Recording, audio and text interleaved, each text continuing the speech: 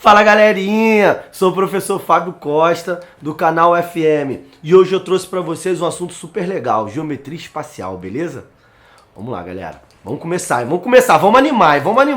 Bom, primeira parte que eu vou falar para vocês hoje é do prisma, né? Primeiro, como é que a gente sabe que uma figura é um prisma? Vamos lá, o prisma vão ser dois polígonos, beleza? Paralelos. E esses caras vão ficar paralelos, esses polígonos paralelos, e na lateral dele eu vou ter vários quadriláteros, beleza? Olha na imagem aí, tá vendo só? O primeiro, eu tenho um prisma de base hexagonal, porque tem 6 lados, tranquilo? E assim por diante. Bom, a área lateral desse prisma vai ser a soma de todas as áreas desses quadriláteros, beleza? A área total, pessoal, vai ser o seguinte, ó, vem comigo, vem. Olha só, vai ser assim, ó, eu pego a área desses quadriláteros na lateral, mais a área desse polígono em cima e desse polígono embaixo, que são iguais, beleza? Bom, por último, o volume. Como é que eu calculo o volume? Vai ser assim, ó, a área da base, que é a área daquele polígono, beleza? Vezes a altura dele, tranquilo? Bom, mas esses prismas, pessoal, eles têm 3 tipos. Normalmente o que cai é o primeiro, tá? Que é quando o prisma é reto. O prisma é reto quando as arestas laterais são perpendiculares aos planos da base. Como assim? Olha só, quando eu tiver uma aresta lateral, que ela fica assim, com a base formando um ângulo de 90 graus entre eles, beleza? Se por acaso essa aresta lateral não formar um ângulo de 90 graus, fica meio inclinadinho, tipo o segundo desenho, significa que esse prisma é um prisma oblíquo, beleza? E por último, prisma regular. Esse prisma vai ser regular quando aquelas bases que eu te falei, a parte de baixo e a parte de cima, são polígonos regulares. Aí o prisma vai ser regular. Tranquilo? Beleza. Vamos lá, galera. Vamos agora falar do cilindro. Bom, o cilindro é aquela figurazinha que você está vendo ali. O que é importante nele? O raio na base, porque na base eu tenho um círculo, então eu preciso do raio. E também preciso da altura. Bom, área da base, πr ao quadrado. Tranquilinho.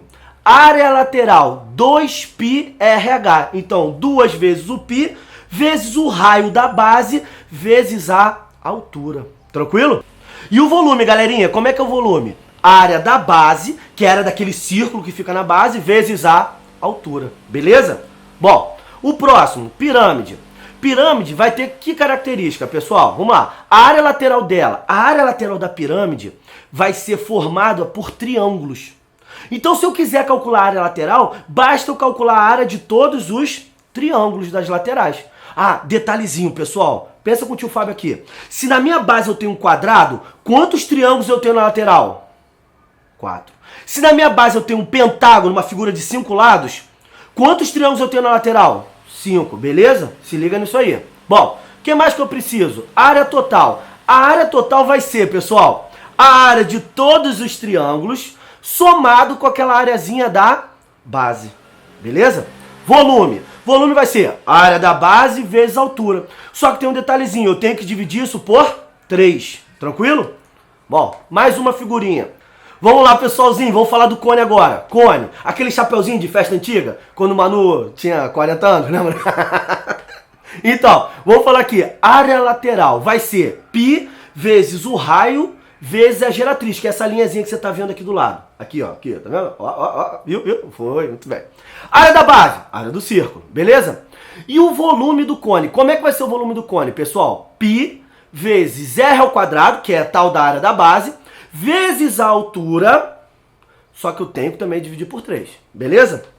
Vamos lá, galerinha, vamos agora falar da esfera. Pessoal, na esfera eu tenho 2 situações. Primeira delas, vamos lá, eu consigo calcular a área superficial.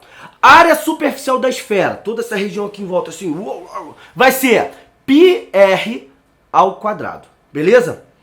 Volume da esfera, 4/3 de πr ao cubo. Com detalhezinho, pessoal. Quando eu estou falando da esfera, eu tenho que tomar cuidado que às vezes ele pode me dar o diâmetro. Eu sei que o diâmetro é igual a 2r. Então rola uma relação entre o diâmetro e o raio, beleza? Beleza. Agora vamos lá. Momento piadinha do Manu. Plim, plim. Ô, Fábio, você sabe... Tu tá definindo esfera, tu sabe o que é uma esfera? Sim, ou não? Não sei. É um leão morto. Caramba. Esfera. Nossa, é ridículo. Vai embora, vai embora. Vamos lá. Tronco de cone e tronco de pirâmide. Pessoal, não é costume cair pra gente calcular o volume, mas é bom saber, beleza? Bom, primeiro, tronco do cone. Nada mais é que eu tenho um cone, aquele chapéuzinho lá de festa, eu corto ele paralelo à base, beleza? Formando essa primeira figurinha que vocês estão vendo. Nisso eu tenho uma altura que vai do círculo de baixo até o círculo de cima, ó, beleza? Eu tenho também o raio da base maior, o raio da base menor e essa giratrizinha. Olha o palavrão para a fórmula. Π vezes H, que é a altura, entre parênteses, Rzinho ao quadrado mais Rzinho vezes Rzão, mais Rzão ao quadrado. Tudo isso dividido por 3. E coisa feia, né? Mas, ó, é bom saber, beleza? No caso da pirâmide, eu tenho volume igual altura. Essa altura vai ser exatamente a distância entre aquela superfície da base, o polígono da base, e a superfície, aquele polígono daquela seção que eu cortei, beleza? O que mais que eu tenho? H sobre 3, então volume, H sobre 3, abre parênteses, esse S é de área, tudo bem? Então, área da base grande mais raiz do produto entre a área da base grande e a área da base pequena, ok? Somado com a área da base pequena. Tá? Isso tudo vai dar o volume do tronco da pirâmide, beleza? Vamos falar agora de uma parte que o Enem tem cobrado bastante, pessoal, que é a questão da planificação de alguns sólidos. Bom, primeiro deles, cubo ou hexaedro, tá? O que acontece com o cubo? Quando eu pego esse cubo e planifico, eu abro ele para 6 quadrados. Mais ou menos desse tipo aí que você está vendo, esse desenho. Beleza? Então a planificação é pegar aquele sólido e abrir. Tranquilo? Beleza. Vamos mais um exemplo aqui. Prisma de base triangular. Pessoal, se eu pegar esse prisma de base triangular, pessoal, é aquele telhadinho, sabe? Telhadinho daquelas casinhas assim, coloniais, assim. Então, se eu pego esse prisma e abro, olha o que acontece. Vai ficar as duas bases que são os triângulos, ok? O de baixo e o de cima. E na lateral que são 3 retângulos. Olha como é que fica ali, beleza? Vamos lá, galera, mais umzinho. Cilindro. O cilindro, quando eu planifico, olha lá o cilindrinho. Quando eu planifico ele, ficam 2 círculos e um retângulozinho, beleza? E o mais importante, que eu acho que talvez seja o mais complicado de enxergar, quando a gente fala do cone. Pessoal, quando eu tenho cone, a planificação do cone vai ser um setor circular, uma parte de uma circunferência para lateral. E na base eu tenho um círculo. Então na lateral eu tenho como se fosse um pedaço de um círculo. Vamos lá, galera, agora vamos falar do cilindro. Bom, a planificação do cilindro vão ser, ó, na base um círculo, outro círculo, embaixo e em cima, e lateral um retângulo, beleza? E talvez o mais importante do que eu coloquei aqui pra vocês, que é a questão do cone. O cone é um probleminha, tá? Vamos pensar aqui comigo. Bom, o cone, quando eu abro esse cone, né, planifico esse cone, vai ficar na lateral dele, em volta do chapéuzinho, como se fosse uma parte de uma circunferência, um setorzinho de uma circunferência. E na base, que é o círculo, aparece o círculozinho. Então vai ficar esse desenho aqui que você tá vendo, beleza? Bom, o que mais que eu tenho que observar? Pensa comigo só. E se eu fizer um corte paralelo à base? O que acontece? Vai aparecer aquilo que a gente viu anteriormente, que é o tronco do cone. Tronco do cone. Vê só. Eu separando, eu fico com o cone na parte superior e o tronco embaixo. Por que eu fiz essa separação? Porque eu quero que você enxergue como é que é a planificação dessa parte do tronco do cone. Beleza? Vamos ver como é que vai ficar lá. Quando eu pego aquele tronco e abro, olha o que acontece. Na parte de baixo, fica um círculo grande. Na parte de cima, porque eu cortei, ficou outro círculo um pouquinho menor. Já é? E na lateral era um setorzinho. Só que ele vai ficar, não vai ficar reto na parte de cima e na parte de baixo a gente já tinha visto que não era reto. Então quando eu pego esse setor e faço esse corte, vai ficar uma curvinha na parte de baixo, uma curvinha na parte de cima, naquele formato do desenho. Beleza? Beleza. Bom, vamos agora para alguns exercícios. Essa questão número 1 caiu no Enem. Olha só o que ele falava. Vamos lá. A figura seguinte mostra um modelo de sombrinha muito usados em países orientais. Olha o modelo lá. Essa figura é uma representação de uma superfície de revolução chamada de... Pessoal, primeiro, vamos lá. Ele falou aí superfície de revolução. Por que é uma superfície de revolução? Ele fala isso porque se você pegar um triângulo e fixar um triângulo e girar em torno de um eixo, surge exatamente essa figura. Então, cara, essa figura que tu tá vendo, ele é um cone. Beleza? Alternativa certa, letra E. Questão facinha. Facinha, né? Beleza? Questão número 2, caiu no Enem. Vamos lá, olha o que ele fala. Maria quer inovar em sua loja de embalagens e decidiu vender caixas com diferentes formatos, beleza? Nas imagens apresentadas estão as planificações dessas caixas. Então tem 3 caixinhas aí que tu tá vendo. Bom, quais serão os sólidos geométricos que Maria obterá a partir dessas planificações? Vamos lá. Pessoal, de cara, a primeira é fácil de enxergar, é um cilindro, beleza? Circunferência, círculo embaixo, círculo em cima e aquele retângulo na lateral. Bom, o segundo, observa comigo. Lembra que eu falei do prisma? Eu falei assim, pô, prisma são dois polígonos iguais, paralelos, beleza? E na lateral eu tenho retângulos. Opa, então esse aqui, o segundo vai ser um prisma de base pentagonal, beleza? E por último, eu tenho aquele ali, que é uma pirâmide. Se você pegar os 3 triângulos um pouquinho mais escuros e subir, vai formar exatamente uma pirâmide de base triangular. Então, alternativa certa, letra A. Beleza? Mais uma questãozinha de planificação. Vamos para o exemplo número 3, pessoal. Exemplo número 3, caiu no Enem 2013. Tá vendo? Tá caindo todo ano, né? Um cozinheiro, especialista em fazer bolos, utiliza uma forma de formato representado na figura. Tá aí. Todo mundo tem um desse em casa. Nela, identifica-se a representação de 2 figuras geométricas tridimensionais. Essas figuras são... Pessoal, observa na parte de dentro que eu tenho uma espécie de um cone, um tronco de um cone. Vê se não é isso, na parte de dentro, né? E na parte de fora, como se estivesse descendo, outro tronco de cone. Outro tronco de cone. Então, outro tronco de cone. Então são 2 troncos de cones. A alternativa correta, letra D. Vamos ver lá. Isso aí, muito bem. Vamos para outro exemplo?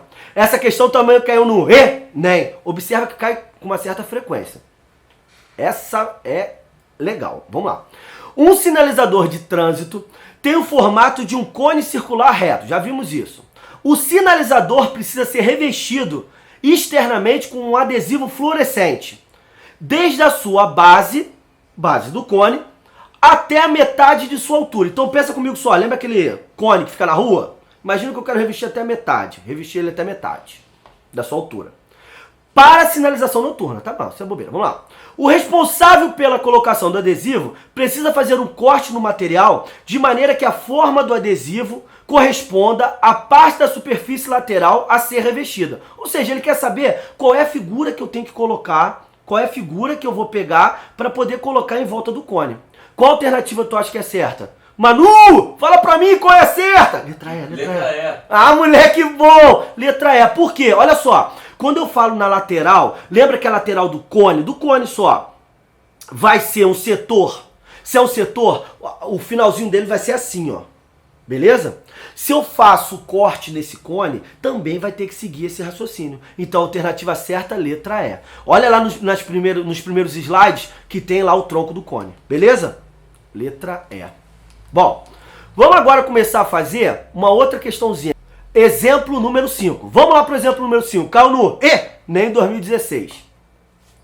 É comum os artistas plásticos se apropriarem de entes matemáticos para produzirem, por exemplo, formas e imagens por meio de manipulações. Um artista plástico, em uma de suas obras, pretende retratar os diversos polígonos obtidos pelas interseções de um plano com uma pirâmide irregular de base quadrada. Beleza. Então imagina lá, uma pirâmide de base quadrada. Ele começa a fazer vários cortes nessa pirâmide e quer saber quais figuras podem aparecer ali, beleza? Bom, vamos direto aqui pro desenho, porque eu acho que o desenho vai ajudar. Primeiro desenho, pode aparecer um triângulo. Olha lá, eu fiz o desenho de uma pirâmide e fiz um corte. Quando eu fiz esse corte, a figura azul que formou é um triângulo, beleza? Mais uma figurinha que pode aparecer. Eu posso pensar num quadrado, desde que a base seja um quadrado e esse corte que eu faço seja paralelo à base. Olha lá, ou um quadradinho. Então até agora eu tenho um triângulo e um quadrado, beleza? Mais uma figurinha. Olha lá, quando eu faço um corte que não seja paralelo à base, vai surgir esse trapézio. Olha lá, tranquilo? Então eu já tenho triângulo, quadrado e trapézio. Bom, agora eu tenho outras duas figuras. O quadrilátero irregular, beleza? Se esse corte não for feito de tal maneira que as laterais fiquem iguais, é só um quadrilátero. E por último, um pentágono, que é a última figura que a gente fez aqui, beleza? Então, triângulo, quadrado, trapézio, um quadrilátero qualquer, né, o irregular, e um pentágono. Alternativa certa, letra E. Essa questão... Emanuel. Isso, de Manu, isso aí. Sabe nada de matemática. Vamos lá. Bom, vamos lá, galerinha. Vamos fazer a questão número 6, que caiu no Enem 2016. Um petroleiro possui reservatório em formato de paralelepípedo retangular com as seguintes dimensões: 60 metros de comprimento, 10 metros de largura e 10 metros de altura. Com o objetivo de minimizar o impacto ambiental e um eventual vazamento, esse reservatório é subdividido em 3 compartimentos, A, B e C, de mesmo volume, por 2 placas de aço retangulares com dimensões de 7 metros de altura e 10 metros de base. Beleza, olha o desenhozinho aí. De modo que esses compartimentos são interligados conforme a figura. Beleza, tranquilo. Assim, caso haja o rompimento no casco do reservatório, apenas uma parte da carga vazará. Tá, então o que ele está querendo dizer é o seguinte, pessoal. Se por acaso rolar um rompimento na parte A, ele consegue fechar as outras duas partes e só vaza aquela parte A. Tudo bem? Mas toma cuidado, tá? Por quê, pessoal? Você observa que essa placa não vai até o final da altura total. Ela só vai até 7 metros, tá? Então tenta visualizar. Se rolar um problema na parte A, vai vazar todo aquele líquido do A e ainda vai vazar essa parte superior de todo mundo. Então vai ficar apenas com o reservatório B e o reservatório C com as alturas de quanto? De quanto? 7 metros. Tudo bem? Beleza. Vamos lá. Suponha que ocorra um desastre quando o petroleiro se encontra com sua carga máxima e ele sofre um acidente que ocasiona um furo no fundo do compartimento. Para fins de cálculo, considere desprezíveis as espessuras das placas divisórias. Após o fim do vazamento, o volume do petróleo derramado terá sido de... Bom, vamos pensar aqui um pouquinho. Eu tenho como calcular o volume total desse reservatório, beleza? Como é que eu calculo, pessoal? Eu botei a figura para ajudar. Volume total do reservatório vai ser 60 metros de comprimento, vezes 10 de largura, vezes 10 de altura, que daria um total de 6.000, ou 6 vezes 10 ao cubo, beleza? Bom, metros cúbicos. Eu posso agora pensar quanto que ficaria no reservatório depois que vazou em um dos pedaços. Ou seja, o reservatório ele foi dividido em 3 partes. Se vazou nesse pedacinho, eu tenho como descobrir quanto vai ficar de volume, porque vai ser 2/3 do reservatório, com uma observaçãozinha só. Vai ficar 2/3 do reservatório, mas lembra da altura? A altura das placas não corresponde a 10 metros, e sim a 7. Então, quando vaza esse pedacinho aqui no A, só um pedacinho. Quando vaza no A, eu vou ficar com B e vou ficar com C, mas com as alturas de 7 metros. Bom, então qual vai ser a conta para a gente calcular o volume do que fica? 2/3 da base, que é o comprimento, que é 60, vezes a largura, que é 10, e a altura, que é 7. Isso é o que fica, tudo bem? Altura 7, não 10. Multiplicando 60 vezes 10 vezes 7, vezes 2/3, eu encontro 2,8 vezes 10 ao cubo. Então agora eu tenho, olha só, o volume total, que é 6,06 vezes 10 ao cubo, e eu tenho o volume que fica depois que vaza. Vazou, vai ficar só a parte do B e a parte do C, que deu 2,8 vezes 10 ao cubo. Então, pessoal, o volume que ele está pedindo é o volume que vazou. Então, eu vou fazer o volume total menos o volume que pode ficar em B e pode ficar em C. Beleza? Bom, então é só pegar o primeiro e diminuir do segundo. Foi o que eu fiz lá, ó. 6 vezes 10 ao cubo menos 2,8 vezes 10 ao cubo. Então, subtraindo 6 do 2,8, 3,2 vezes 10 ao cubo. Beleza? Alternativa certa, letra D. Vai. Vamos lá, galerinha. Vamos fazer então a questão número 7, que caiu no Enem. Vamos lá contigo, vamos lá. Um porta-lápis de madeira foi construído no formato cúbico, seguindo o modelo ilustrado a seguir. O cubo de dentro é vazio. A aresta do cubo maior mede 12 centímetros e do cubo menor, que é interno, mede 8 centímetros. Qual é o volume de madeira utilizado na confecção desse objeto? Pessoal, pensa contigo aqui. Olha só, eu tenho um cubo grande de 12 centímetros de aresta e quero retirar dele um cubo de 8 centímetros de aresta. Beleza? Então como é que eu vou fazer isso, pessoal? Ó, eu tenho aquele volume, um cubo de 12 centímetros de aresta e retiro um outro de dentro. Então basta eu pegar o volume do total desse cubo maior e diminuir o volume do cubo menor.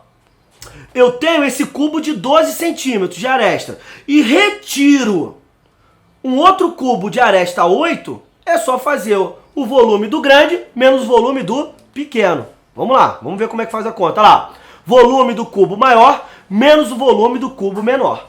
Pô, mas o volume de um cubo é aresta ao cubo. Então basta eu pegar 12 ao cubo menos 8 ao cubo. Pessoal, 12 ao cubo é 12 vezes 3. Como assim? Como assim? Tá errado, tio Fábio. Tá errado mesmo, tá errado, eu sei. 12 ao cubo é 12 vezes 12 vezes 12. 1728. 8 ao cubo é 8 vezes 8 vezes 8, que vai dar 512. Subtraindo 1728 de 512, tu vai chegar na incrível marca de 1216. Alternativa correta, letra D. Beleza, galerinha? É isso aí. Por hoje tá ótimo. Pessoal, espero que vocês tenham gostado da aula. Se gostou, dá aquele like, beleza? E não se esquece de se inscrever no canal, beleza? Pessoal, se inscreve no canal, compartilha, dá moral pro tio Fábio, pro tio Manu, beleza? Um beijo, galera. Até o próximo. Valeu!